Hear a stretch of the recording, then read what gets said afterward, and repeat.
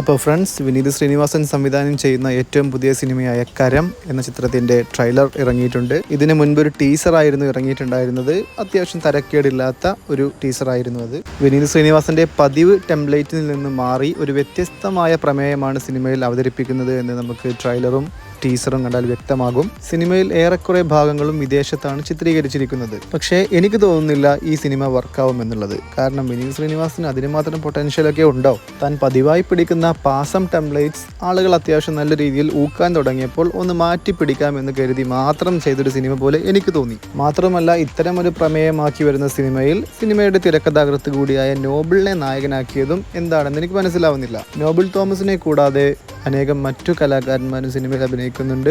നമ്മുടെ മുൻ Kerala Blasters coach Ivan വുക്കമനോവിച്ചും ചിത്രത്തിൽ ഒരു വില്ലൻ വേഷം കൈകാര്യം ചെയ്യുന്നുണ്ട്. ഇതുപോലെയുള്ള സിനിമാ വിശേഷങ്ങളും അറിയാൻ ഈ ചാനൽ സബ്സ്ക്രൈബ് ചെയ്യുക. നിങ്ങളുടെ അഭിപ്രായങ്ങൾ കമൻറ്റ് ചെയ്യുക.